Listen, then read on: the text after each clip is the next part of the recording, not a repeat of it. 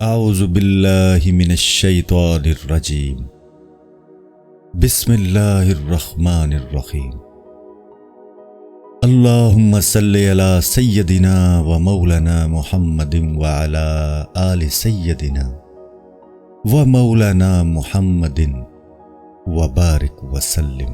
جلد پنجم، حکایت نمبر 52۔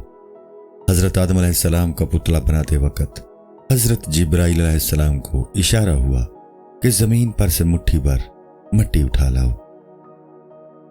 جس وقت حضرت آدم علیہ السلام کا پتلا بنایا جانے لگا تو اللہ نے حضرت جبرائیل علیہ السلام کو حکم دیا کہ زمین سے ایک مٹھی مٹی لے آؤ۔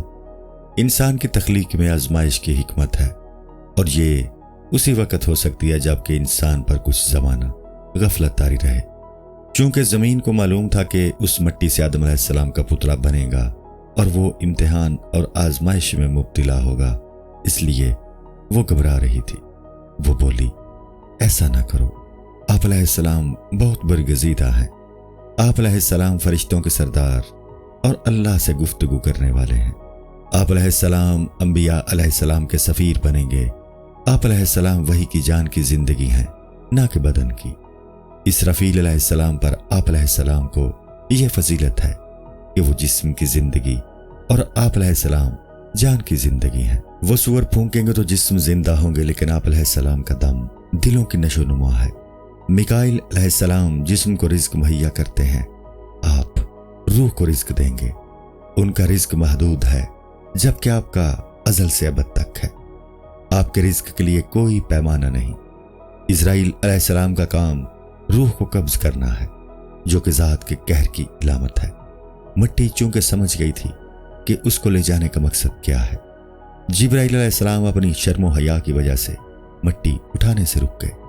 کیونکہ زمین نے ذات باری کے نام کا واسطہ دیا، انہوں نے اللہ سے عرض کیا، میں نے سستی یا حکم عدولی نہیں کی، بلکہ واسطہ دینے سے گھبرا گیا، ورنہ آپ نے تو مجھے وہ قوت عطا کی ہے کہ زمین تو کیا آسمانوں کو چاک کر دوں۔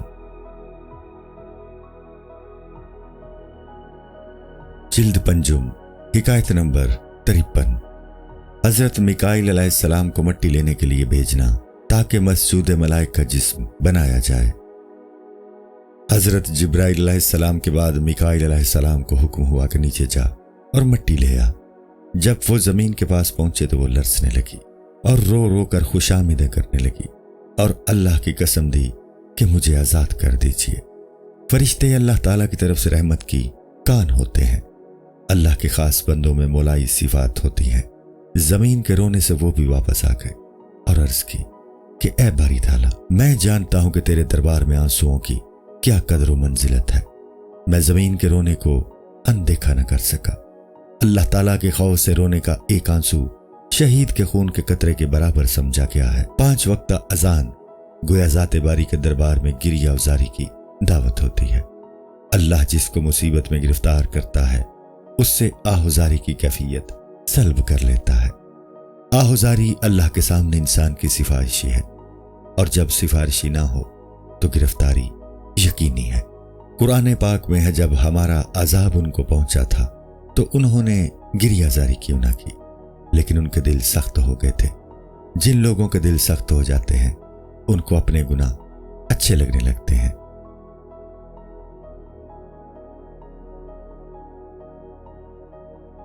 جلد پنجم، حکایت نمبر 54۔ حضرت یونس علیہ السلام کا قصہ اس بارے میں کہ عاجزی اور زاری آسمانی بلاؤں کو سروں سے دور کر دیتی ہے۔ اللہ تعالیٰ اپنے کاموں میں با اختیار ہے، اس لیے آہوزاری کرنے سے وہ بھیجی ہوئی مصیبت کو ٹال دیتا ہے۔ حضرت یونس علیہ السلام کی قوم رات کو بالا خانوں پر سو رہی تھی۔ ان پر ایسا ابر آیا جو آگ برسا رہا تھا۔ ڈر سے ان کے رنگ فک ہو گئے، وہ بالا خانوں سے اتر کر کھلی جگہ جمع ہو گئے اور آہوزاری شروع کر دی۔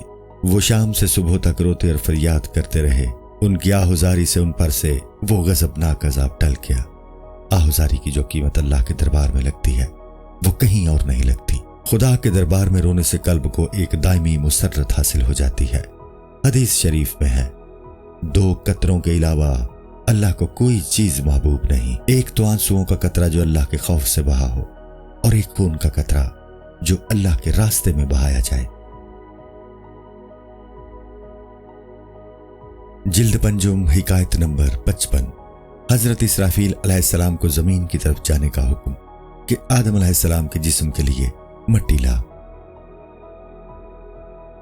उसके बाद हजरत इसराफील अलैहिस्सलाम को जमीन से मुट्ठी भर मट्टी लाने के लिए भेजा गया। जमीन फिर रो रो कर फरियाद करने लगी। हजरत इसराफील अलैहिस्सलाम कयामत को सूअर फूंकेंगे तो पूरा आलम जिंदा हो जाएगा। उन्होंने अर्शे इलाही को भी थामा हुआ है, जिसके नीचे से 4 नहरें दूध, शहद, शराब और पानी की बहती हैं, जो उन लोगों को सैराब करेंगी जिनकी मगफिरत हो जाएगी। उन नहरों के आसार दुनिया में भी हैं। दुनिया में उन नहरों के आसार फानी है। उन चारों के एक एक चुल्लू से आदम अलैहिस्सलाम का खमीर तैयार किया गया है। हजरत इसराफील अलैहिस्सलाम भी वापस आ गए और अर्ज किया कि आपने मुझे हुक्म तो दिया, लेकिन साथ ही दिल में रहम भर दिया और आपके रहम का गलबा हो गया। इसराफील अलैहिस्सलाम की वापसी के बाद अल्लाह ताला ने इजराइल अलैहिस्सलाम को मट्टी लाने के लिए भेजा। जमीन उनके आगे भी तरह तरह के उज़र कर रही थी। जमीन ने उन्हें खुदा और उसकी सिफात की कस्में देनी शुरू कर दी और कहा कि अल्लाह का हुक्म दुरुस्त है, मगर उसने बुर्दबारी का भी तो हुक्म दिया है। इजराइल अलैहिस्सलाम ने कहा, मैं पहले तीनों फरिश्तों से भी ज्यादा रहम करने वाला हूं, मगर अल्लाह की तरफ से तकलीफ उसकी तरफ से इनाम का पेशखैमा होती है। मसाइब उठाने वालों पर उसी निस्बत से मेहर भी की जाती है। अगर अल्लाह का ये हुक्म कहर भी है तो मेरे उस रहम से बदर जहां अफजल है जो मैं तुझ पर करूं और तुझ में से मट्टी ना लूं। अल्लाह के हुक्म पर तो अगर जान से भी दरेक की जाए तो वो हलाकत है। अल्लाह का हुक्म के आजा जन्नत की नेमतों से माला माल कर देगा। मैं अल्लाह का हुक्म पूरे करने में कोई तामुल नहीं करूंगा। मैं अल्लाह के हुक्म का गुलाम हूं। मैं अल्लाह की बात के सिवा अपनी जान की भी कोई बात नहीं सुनता। जान तो अल्लाह की दी हुई होती है। अगर उसके हुक्म पर जान जाए तो वो सैकड़ों जानें अता कर सकता है। मैं उसके हुक्म को किसी आहुजारी से नहीं टाल सकता।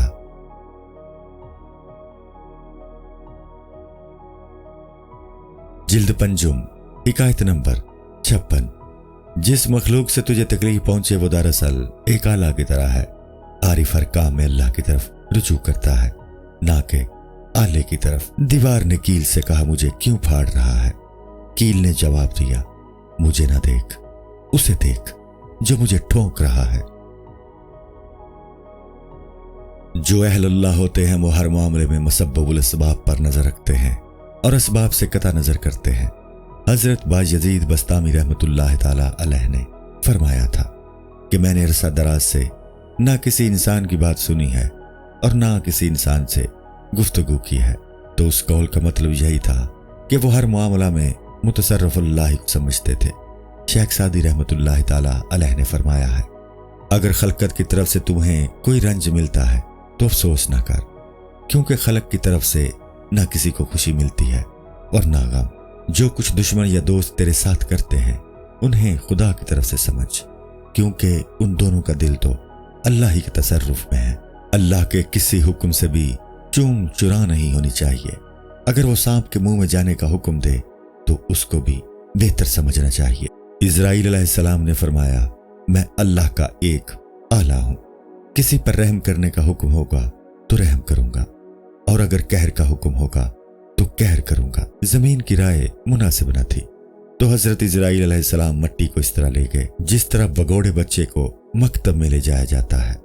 हजरत इजराइल अलैहिस्सलाम को जब अल्लाह ने मलकुल मौत बनाया तो उन्होंने अर्ज किया कि जिन जानदारों की रूह कब्ज करूंगा वो मुझसे बुग़्ज़ करेंगे और मुझे अपना दुश्मन समझेंगे, तो ये बात आप मेरे लिए क्यों पसंद करते हैं? अल्लाह ने फरमाया कि मैं मौत के असबाब पैदा कर दूंगा तो लोग उनको देखेंगे, तेरी तरफ से लोगों की निगाहें हट जाएंगी। हजरत इजराइल अलैहिस्सलाम ने अर्ज किया, ये तो दुरुस्त है कि अवाम की निगाह असबाब पर होती है, लेकिन खासाने खुदा भी तो हैं जो असबाब को नहीं देखते। वो लोग ये जानते हैं कि दवा में तासीर है, लेकिन जब वो असर ना करे तो फिर ये फेले खुदाबंदी ही है। हदीस में है, हर बीमारी की दवा है। पोस्तीन के जरिए सर्दी से बचाव होता है, लेकिन अगर खुदा चाहे तो सर्दी पोस्तीन में से गुजरकर बदन तक पहुंच जाती है। कज़ाए खुदाबंदी के खिलाफ हर दवा बेकार साबित हो जाती है। तबीब अपनी हमाकत से उल्टी दवा तजवीज़ कर देता है। अहले बसीरत اسباب سے دھوکے میں نہیں پڑتے۔ اللہ نے فرمایا تو بھی تو ایک سبب ہی ہے، اہل بصیرت تم کو بھی ایک سبب ہی سمجھیں گے۔ اے اسرائیل علیہ السلام، تم بھی تو محض ایک پردہ ہو، اور اہل بصیرت کی نگاہ پردہ چاک کر کے اصل تک پہنچ جاتی ہے۔ جو اصل جاننے والا ہوگا وہ تجھے درمیان میں کب دیکھے گا؟ اہل بصیرت چونکہ اخروی انعامات کو جانتے ہیں، وہ موت اور مارنے والے کو برا نہیں سمجھیں گے۔ مومن کی موت تو ایسی ہوتی ہے جیسے کسی قیدی کا قید سے چھوٹ جانا۔ جب روح جسم کی قید سے آزاد ہوتی ہے تو اس کی پرواز بڑھ جاتی ہے، پھر اس قیدی کی تمنا ہوتی ہے کہ نیند ہی میں رہے اور روح دوبارہ جسم میں نہ جائے۔ جب دنیا مومن کے لیے قید خانہ ہے تو اس کو اس سے نجات حاصل کرنے کی کوشش کرنی چاہیے۔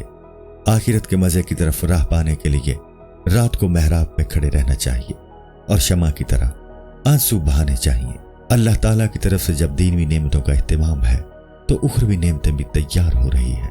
اخروی نعمتوں تک پہنچنے کا ذریعہ انسان کی طلب اور جستجو ہے، اور یہ طلب اور جستجو بھی خدا خود ہی عنایت کرتا ہے، کیونکہ ہر طالب کے لیے ایک مناسب مطلوب ہونا چاہیے، اور تو اپنی طلب میں اضافہ کر کے صرف ذات کو طلب کر، تاکہ تو مرے تو لوگ تجھے مردہ سمجھے اور تو اپنے آپ کو ابدی زندگی کے ساتھ زندہ سمجھے۔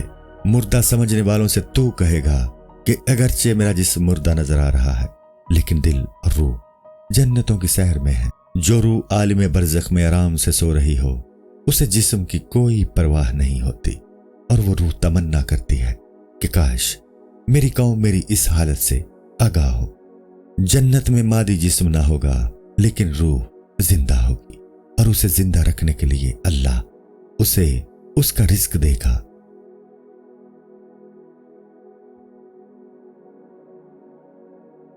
جلد پنجم، حکایت نمبر 57۔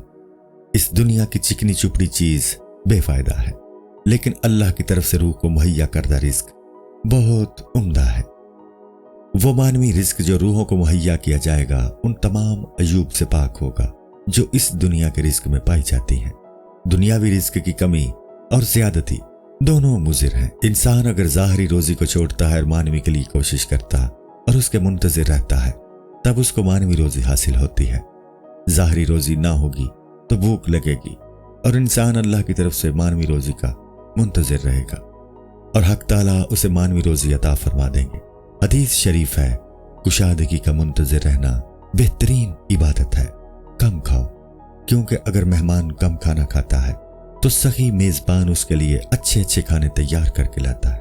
اللہ سخی میزبان ہے، وہ ہمیشہ اپنے مہمانوں کی قدر کرتا ہے۔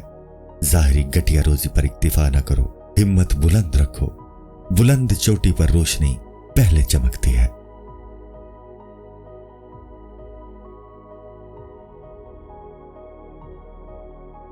جلد پنجم، حکایت نمبر 58۔ اس کا جواب، جس نے کہا یہ جہان اچھا ہے، کاش اسے سوال نہ ہوتا۔ ایک شخص کہتا تھا کہ یہ دنیا اچھی ہے، کاش موت نہ ہوتی۔ دوسرے نے کہا، ارے بے وقوف، دنیا کی زندگی تو محض اس لیے ہے کہ یہاں آدمی کچھ اچھے کام کرے جو آخرت کی زندگی میں کام آئے۔ دنیا کی روزی گھٹیا چیز ہے، اور مانوی روزی کو چھوڑ کر دنیاوی زندگی کو پسند کرنا حماقت کی بات ہے۔ دنیا کی ناقص عقل دنیا کی چیزوں کو خوبصورت کر کے دکھاتی ہے۔ اے اللہ، تو ہمیں ہر چیز اپنی اصلی حالت میں دکھا دے۔ مردے پر جب دنیا اور عقبہ کی حقیقت کھل جاتی ہے تو وہ مرنے پر افسوس نہیں کرتا، اپنے اچھے اعمال کی کمی پر افسوس کرتا ہے۔ اگر تو اب تک آخرت کی تیاری نہیں کر سکا تو اب کر لے، مرد بن کر دنیا سے جا۔